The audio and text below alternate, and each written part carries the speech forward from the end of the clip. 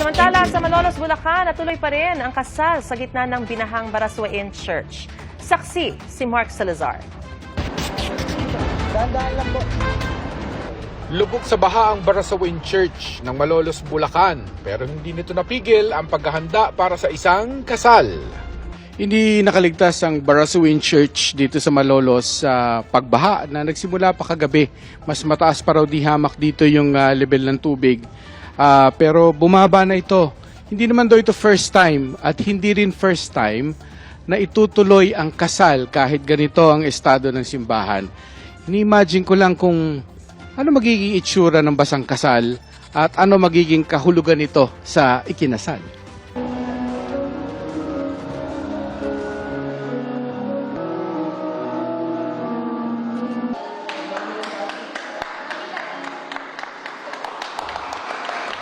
Walang exempted mula sa bride, abay, kahit ang mga ninang, lahat basa. Ang katwiran ng couple na sina Jamaica at Jao, mas malaking abala kasi ang magplano ulit ng wedding kaysa suungin ng baha ng Barasuain Church. Matagal na po itong inaantay ng lahat. Nandyan naman na din po kami. Let's do this na po, sabi namin. Thank you po sa aming bisita. Yung ulan po, blessing po ni Lord. Naging blessing na rin naman po talaga kasi mas naging unique po yung ano po. Saka po mga taga Nabotas po kami, ay po. Opo, sanay po sa baha. Hanggang dito po, sinundan po kami ng baha. Sa labas ng simbahan, lubog din ng maraming lugar sa sentro ng Malolos. Pero tuloy ang komersyo. Hindi raw nila pwedeng intayin na humupa ang baha dahil matagal yan. Ako, para pong 1 week yan. Isang linggo po yan. Malamang. Alam ng mga taga-Barangay Vicente kung gaano sila katagal mababasa at kung anong peligro lang ang kanilang pinangingilagan. Di na rin kami nandidiri kasi nasasanay kami. Yung iba kasi diring-diri kasi marumi daw yung tubig eh. Hindi kayo ininom ng panglaban sa yung leptospirosis?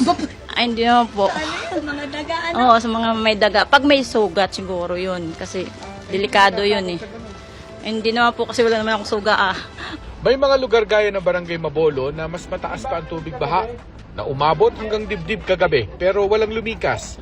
Kasi nga, sanay na sila. Wala na magagawa eh. Ganun talaga.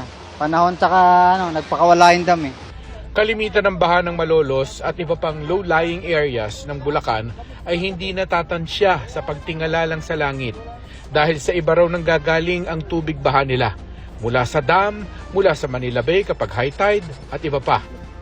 Pero high tide ang pinakamalaki ang ambag, kaya ito ang binabantayan nila ang taas kada araw by meter.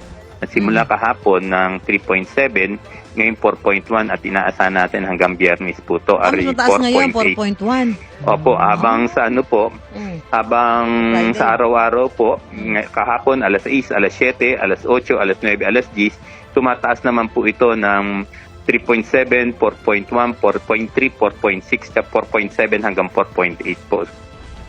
Sa huling tala, bago magtanghali kanina, sa buong Bulacan na sa 4,000 pamilya ang nag-evacuate kagabi na unti-unti na rin daw nag-uuwian.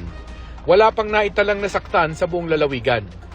Para sa GMA Integrated News, ako si Mark Salazar, ang inyong saksi.